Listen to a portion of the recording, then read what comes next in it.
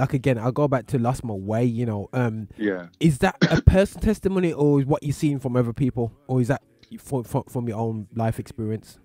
Yeah, that's a personal testimony. That was about 2 years ago, where in my personal life, just a lot of stuff was happening that made me question my faith. Like, God, what is going on?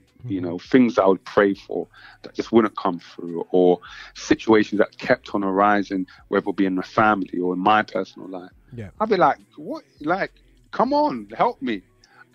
Things in the news that I would be seeing, I'd be like, God, how can you let these things happen? And I've always been someone who's been quite honest with my faith to myself. Yeah. It gets transitioned into the music, but also within myself. And so I know that in my faith, I have so many questions. I may not always vocalize them in the loudest way, but me and my relationship with God, I voice them. And I think I got to a point where I wasn't, there was no answer that was satisfying me. And so I literally was getting to the end of my tether, where I was like, maybe this faith thing is just dead. Maybe it's just, I'm the one that's just deceived. And by the time when I die, I'll realize that this was all a lie.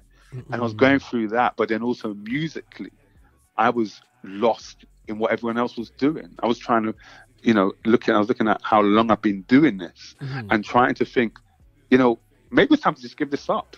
Look, I'm old, man. Like these young these young girls are running through. Maybe I just need to hang up this mic. Yeah. And the turning point came when I was in a conversation with my mum on the phone, and she wanted to pray for me, and I was so against it. Don't pray for me. I don't want that stuff around me at the moment. And she just continued to pray. She said, "You have a lump." I said, "A lump?" She said, "Yeah, you have a lump," and she just continued to pray. She continued to pray, and I felt the urge to pray, but I didn't want to. But I just felt, I'll just pray, and I prayed as well. And she then said, "Just let go, because it's a lump of resentment." I was like, oh my days. And I felt on my hands chains like just come off. And I couldn't see them physically, but I felt them come off. And I prayed also, and I felt God saying, after you get off this phone call, just come back to me. Just come back. And so the phone call ended. I sat on my living room floor and I said to God, you know what? I don't have all the answers, but I would rather be with you, still trying to figure out all the answers, than be without you and be trying to figure out the answers. And me kind of coming back to God, even though I almost lost my way, me coming back to him, it unleashed like a fountain of creativity that led to this album. We recorded and created 24 songs from that experience, and then picked the 12 that you hear now. And so it showed me that, you know what, even if you do find you're losing your way, the key is not to run, for me personally, it was not to run away from God, but it was to run into him, because even in that lost state, I could be found. And I would definitely say I'm back to a good place with God now. But that was part of the journey, and I needed that to be part of the journey. It's not part of the journey you cut out. It's a part of the journey that I still celebrate and say, I almost lost my way, but thank God for another day. That's why I pray. See, I almost lost my way. I have my knees to the floor, I have my head to the sky, like, losing your faith in again. Do you know what I'm saying? So it's a personal testimony, and it's almost like the catalyst for this album. And because it's called Moment of Clarity. Those were the moment of clarities that I had.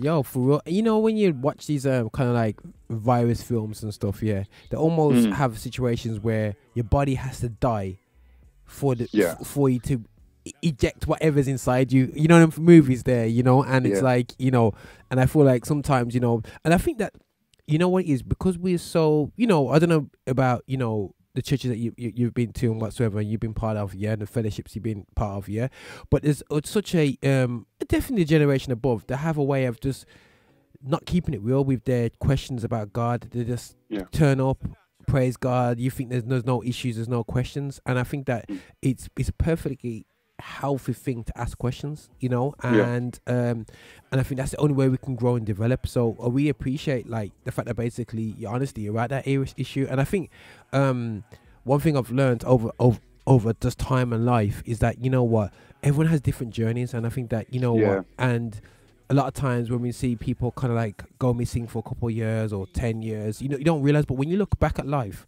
from a perspective of a 60, 70-year-old, if life spares that long, you look at a period of 5 years of just really finding yourself in God and finding, you know, going on the journey outside. You still end up in the same place as your friends who were like, you know what I mean, going through different paths. And I think you have to respect people's paths. And I think that exactly.